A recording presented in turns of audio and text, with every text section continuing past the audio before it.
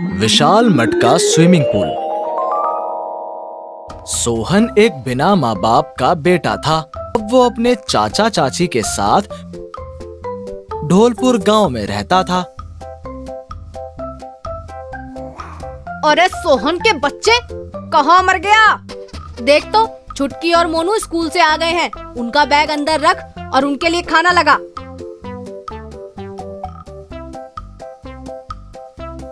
सोहन ने मोनू और छुटकी को खाना दिया और खुद भी खाने बैठ गया। पर ये क्या? अरे तुझे किसने कहा था खाने को? कहकर अनीता ने सोहन के हाथ से प्लेट छीन ली और खुद खाने लगी। और चल, ये सारे बर्तन अच्छी तरह से धोकर रख दे। अगले दिन सोहन की नींद सुबह समय पर नहीं खुल पाती। अरे क्या हुआ? अब तक सो रहा है? चाची, मुझे बुखार है, मुझसे आज काम नहीं होगा। चल निकल मेरे घर से, आलसी कहीं का। मैं कहाँ जाऊंगा चाची, मुझे बाहर मत निकालो। पर चाची घर के दरवाजे बंद कर लेती है। सोहन हिम्मत करके घर से बाहर दूसरे गांव की ओर चल पड़ता है। धीरे धीरे चलते चलते वो एक नदी के किनारे पहुंचता है। थोड़ी देर में उसे किसी के रोने की आवाज सुनाई देती है और थोड़ा आगे जाकर देखता है कि एक मछली नुमा सुंदर सी लड़की की पूंछ एक विशाल से पत्थर के नीचे दबी पड़ी है। कौन हो तुम और तुम्हारी ये हालत किसने की? मेरी पूंछ इस पत्थर के नीचे से निकालो। मैं यहाँ धूप सेकने आया करती हूँ और कल मैं इन पत्थरों के रास्ते से जा रही थी, तभी मेरी पूंछ पत्थरों में फंस गई। सोहन बहुत मुश्किल से पत्थरों के अंदर से जल परी की पूंछ को बाहर निकालता है। जल परी बहुत खुश होती है और सोहन का हाथ पकड़कर उसे नदी में खींच लेती है। नदी के नीचे की दुनिया बहुत सुंदर थी। रंग बिरंगी मछलियां और अनेकों जलपरियां वहां दिखाई दे रही थीं। लो कर लो बात, मैंने तो तुम्हारे बारे में कुछ भी नहीं पूछा। कौन हो तुम? मेरा नाम सोहन है। और सोहन ने अपने जीवन के बारे में सब कुछ बता दिया और रोने लगा। आज से तुम हमारे मेहमान हो। तुमने मेरी जान बचाई है और मैं इस मछली लोक की राजकुमारी हूँ। जितने दिन यहाँ रहना चाहो रह सकते हो। जल परी ने सोहन को भरपेट भोजन और मिठाइयाँ खिलाईं। उसे नए कपड़े पहनने को दिए। 2-3 दिन आराम करने के बाद सोहन को अपना घर याद आने लगता है।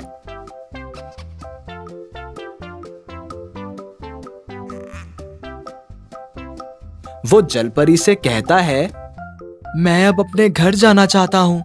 जलपरी ने सोहन को खुशी खुशी विदा किया और चलते समय एक बहुत विशाल मटका स्विमिंग पूल की तरफ इशारा करते हुए सोहन को कहती है, ये तुम्हारा है।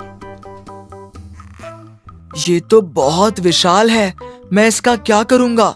और मैं इस विशाल मटका स्विमिंग पूल को लेकर कैसे जाऊँगा?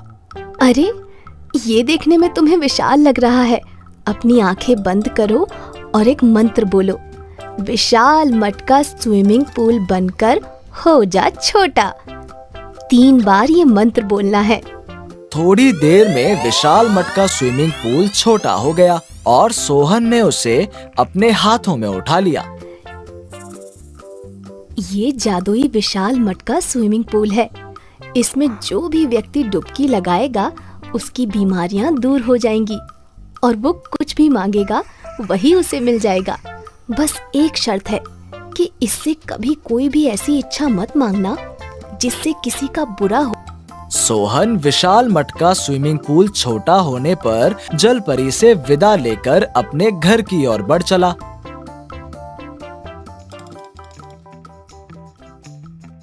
रास्ते में सोहन को कुछ लोग रोते हुए दिखाई पड़े। सोहन उनके पास जाकर बोला, क्या बात है, आप लोग इतना क्यों रो रहे हो? अरे क्या बताएं, हमारे गांव में एक अजीब सी बीमारी फैली है जो शरीर में बहुत खुजली पैदा करती है, फिर शरीर को कमजोर कर 1 हफ्ते में मार देती है। ये कौन सी बीमारी है? हमारे गांव में तो ऐसा कुछ भी नहीं है। एक बूढ़ा व्यक्ति बोला, बेटा 1 साल से हम 2-3 गांव इस बीमारी से जूझ रहे हैं। काका, ये कौन सा साल चल रहा है? काका ने उसे जो बताया उसको सुनकर सोहन के होश उड़ गए। असल में जलपरी के राज्य में एक दिन 3 महीने के बराबर था और सोहन वहाँ 3-4 दिन रुका था, यानी कि लगभग 1 साल बाद सोहन अपने गांव की ओर लौट रहा था। लोगों को रोते चिल्लाते देख सोहन वहीं रुक गया और सबको एक मैदान में चलने को कहा। वहां जाकर सोहन ने अपने हाथ में लिए मटके को मंत्र की सहायता से विशाल मटका स्विमिंग पूल में बदल दिया और सब लोगों को कहा कि सब इसमें बारी बारी से डुबकी लगाओ। और फिर चमत्कार हो गया। 10 मिनट में ही लोगों की बीमारी दूर हो गई। पूरे गांव में विशाल मटका स्विमिंग पूल वाली बात आग की तरह फैलने लगी।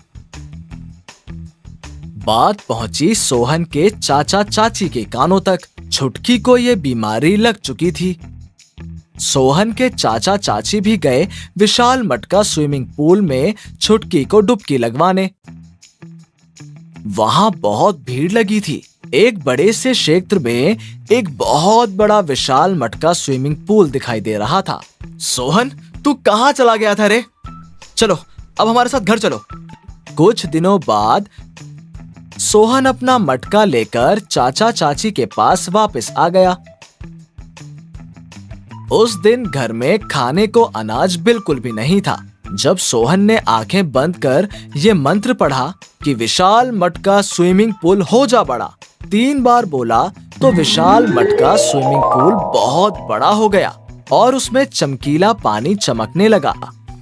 विशाल मटका स्विमिंग पूल में से एक डुबकी लगाते ही भोजन हाजिर हो गया।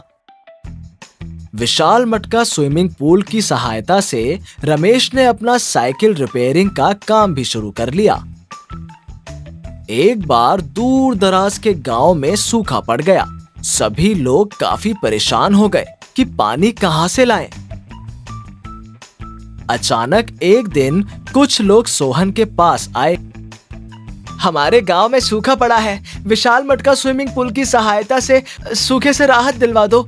सोहन ने विशाल मटका स्विमिंग पूल को खोलकर रख दिया और सभी लोगों को उसमें पानी भरने को कहा।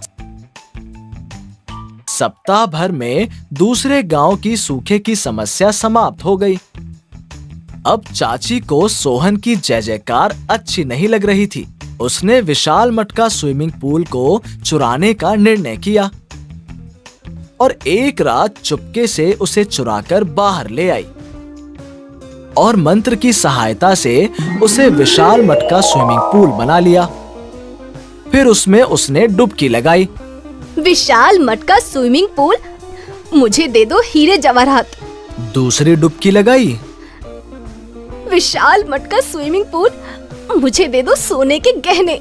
ये दोनों चीजें विशाल मटका स्विमिंग पूल से अनीता को मिल गईं। अब तीसरी डुबकी में उसने, विशाल मटका स्विमिंग पूल, तू सोहन को अपने अंदर डुबा ले और उसका अंत हो जाए। विशाल मटका स्विमिंग पूल से कोई भी गलत इच्छा नहीं मांग सकते थे। ये बात अनीता को नहीं पता थी।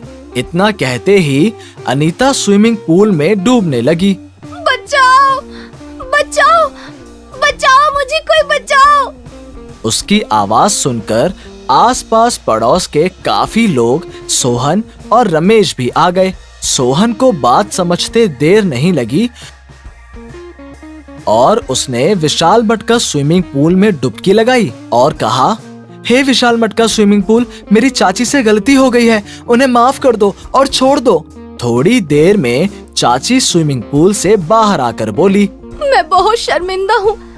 मुझे मेरे किए की सजा मिल चुकी है। अब मैं कभी लालच नहीं करूँगी और सोहन को मोनू की तरह प्रेम से रखूंगी। कुछ महीनों में सोहन स्कूल भी जाने लगा है। अनीता उसे मोनू और छुटकी की तरह प्यार करने लगी है। किसी ने सही कहा है, कभी किसी का बुरा मत करो।